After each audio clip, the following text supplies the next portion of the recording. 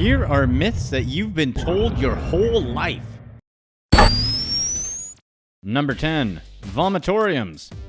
When I say vomitorium, what do you guys think of? A bunch of decadent Romans just puking everywhere into designated bowls after they've had some huge meals? Well, a vomitorium is a passageway situated below or behind a tier of seats in an amphitheatre or a stadium. Its purpose is so that huge crowds can exit rapidly at the end of whatever performance it was. They can also be pathways for actors to enter and leave a stage. The Latin word vomitorium derives from the verb vomō, which means to spew forth. There's a common misconception that ancient Romans designated spaces called vomitoria for the purpose of actual vomiting as part of a binge and purge cycle. Julius Caesar supposedly once escaped an assassination attempt because he felt sick after dinner. Instead of going to the bathroom where his assassins were waiting for him, he went to his bedroom and avoided assassination. This may have been the origin of the misconception. Vomiting had never been a part of Roman traditions, and there really aren't any real stories of Romans puking everywhere so they can eat more. Number 9. Thomas Edison equals brilliant businessman. We can probably go into a whole big discussion about Thomas Edison and how he really was more of an amazing marketer and businessman rather than an amazing inventor, but we'll let that discussion happen in another video. What we'll focus on here is the fact that a lot of people still think that Thomas Edison invented the light bulb when, in fact, he wasn't even close.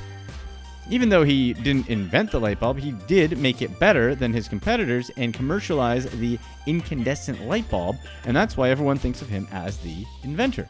Hey, don't hate the player, hate the game. Historians Robert Friedel and Paul Israel list 22 inventors of incandescent lamps prior to Thomas Edison. In 1761, Ebenezer Kinnersley demonstrated heating a wire to incandescence.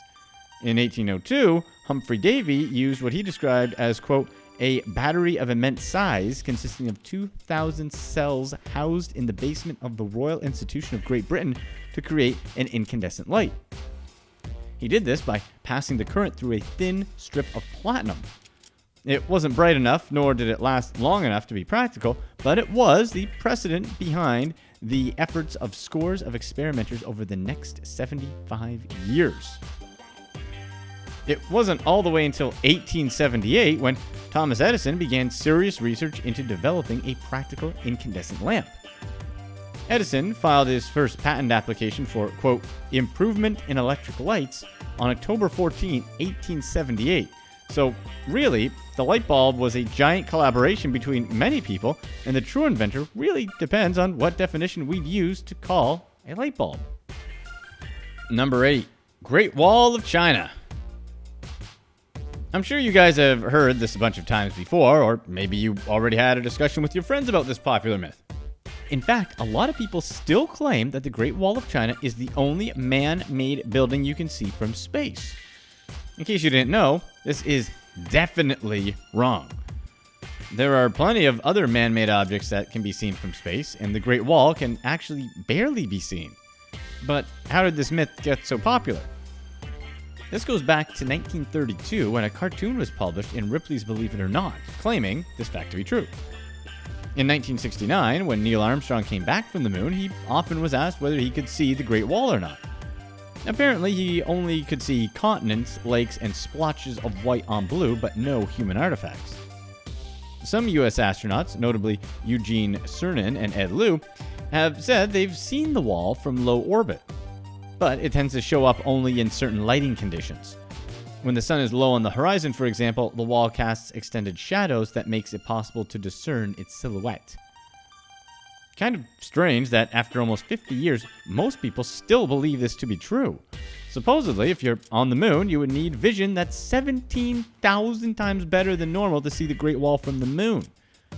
Well, we are about 230,000 miles or 370,000 kilometers away from the Earth, and that's a long distance, so I definitely believe that we pretty much need telescopes for eyes. Number 7. 24 hours before you call. How many times in a movie or in a TV series have we heard the good old wait 24 hours before you report a person missing line?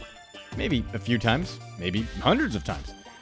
I'm actually curious to find out how many times this line has been put on film.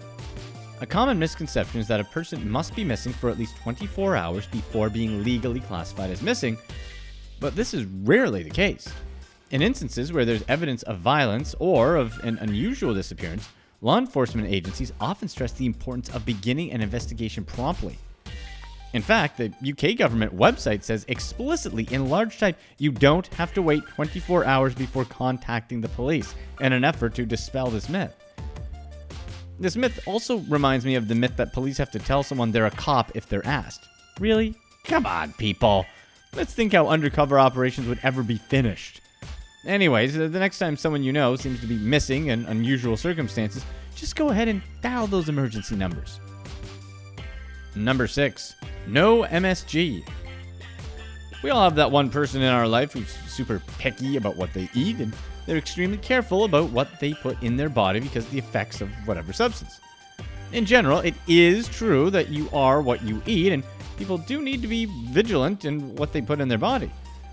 But the next time you're at a Chinese restaurant and your friend pulls the MSG card, tell them to put that right back. A popular belief is that MSG can cause headaches and other feelings of discomfort, but double-blind studies have found no evidence to support these claims. MSG has been used for more than 100 years to season food, with a number of studies conducted on its safety. Consumption and manufacture of high-salt and high-glutamate foods, which contain both sodium and glutamate, stretch back far longer, with evidence of cheese manufacturers as early as 5500 BC.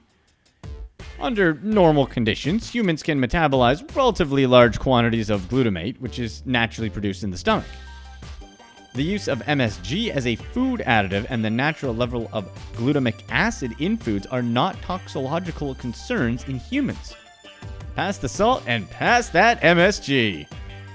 Number 5. The brain. Here's another fun one that I'm positive almost everyone has heard. We only use 10% of our brains.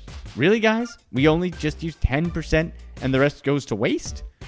This brain myth is a widely perpetuated urban legend that's been misattributed to many people as well, including Albert Einstein. One possible origin is the reserve energy theories by Harvard psychologists William James and Boris Sidis in the 1890s, who tested the theory in the accelerated raising of child prodigy William Sidis.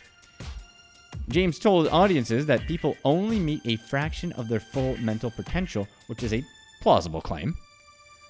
In 1936, American writer Lowell Thomas summarized this idea in a foreword to Dale Carnegie's book, How to Win Friends and Influence People, by adding a falsely precise percentage with this passage, quote, Professor William James of Harvard used to say that the average man develops only 10% of his latent mental ability. Brain scans have shown that no matter what someone's doing, all brain areas are always active. Some areas are more active at one time than others, but barring brain damage, there's no part of the brain that's absolutely not functioning.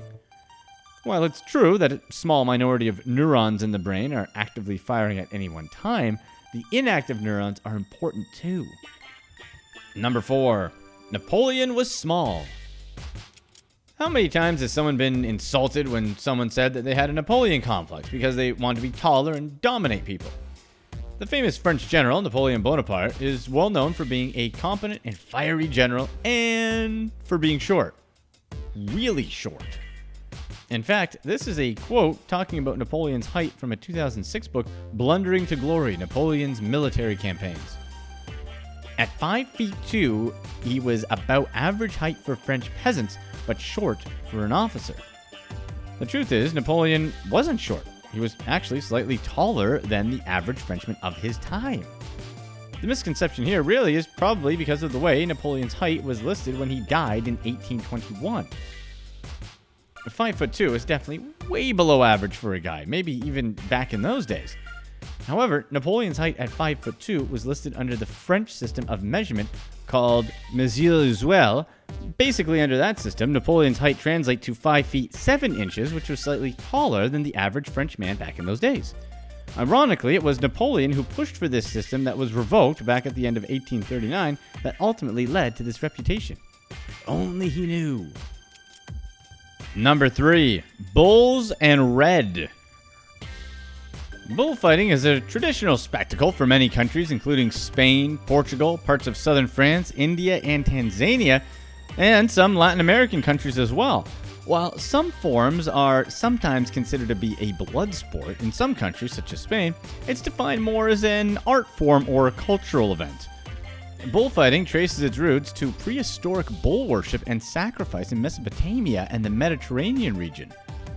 There are many styles of bullfighting, but what we're talking about here is what's considered the classic style of bullfighting, in which the bull is killed by the matador and his sword.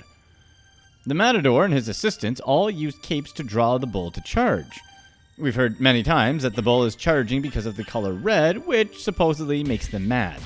Cattle are dichromats, so red doesn't stand out as a bright color to the bull. It's not the color of the cape, but the perceived threat by the matador that incites it to charge. Not sure how you'll use this fact as a way to win trivia night, but good luck. Number 2. Adam was never given an apple. What biblical story is more famous than the story with Adam and Eve? I can't think of any. If you think there's a more famous biblical story, let me know. Okay, never mind. It's probably Jesus being born. Anyways, most people know the story of Eve giving Adam that mythical fruit that sealed the fate for everyone. However, what's not known is that it wasn't necessarily an apple that she gave him. An apple was never mentioned in the Bible. The forbidden fruit mentioned in the book of Genesis is never identified as an apple, and it's a misconception widely depicted in Western art. The original Hebrew text mentioned only tree and fruit. Early Latin translations use the word mali, which can be taken to mean both evil and apple, however. German and French artists commonly depict the fruit as an apple from 12th century forward. Jewish scholars have suggested that the fruit could have been a grape, a fig, wheat, or an apricot. Who knows? Maybe it's just much easier to draw apples than any other fruit. Anyways, the main point is, while the forbidden fruit could have been an apple, it also could have been any other fruit as well. Number 1. Declaration of Independence. Hey, go ahead. Tell me, what date was the Declaration of Independence signed? I'll give you a hint. It's not July 4th, 1776. How many people actually know the answer to this question? The Declaration of Independence in its final form was adopted by the Second Continental Congress meeting at Independence Hall in Philadelphia on July 4th, 1776, which means that was the day in which all the guys approved the document. The Declaration announced that the 13 American colonies, then at war with the Kingdom of Great Britain, regarded themselves as 13 newly independent sovereign states and no longer under British rule. Hey, who doesn't like the sound of that? Instead, they formed a new nation, the United States of America, and England took a giant L. John Adams was a leader in pushing for independence, which was passed on July 2nd with no opposing vote cast. A committee of 5 had already drafted the formal declaration to be ready when Congress voted on independence. Another fun fact, the term Declaration of Independence isn't used in the document itself. So, when exactly was the Declaration of Independence actually passed? Let me know in the comments, and whoever posts the correct answer first will get a shout out and the chance to say whatever message they want in one of my future vids. Here's what's next. Russia has a pretty bad reputation. First there were the Tsars, then there were the Bolshevik Revolution, the reign of Lenin, Stalin's tyrannical atrocities, and the whole Cold War not so long ago. So in many ways, they've earned that reputation. But it's worth noting that without their efforts during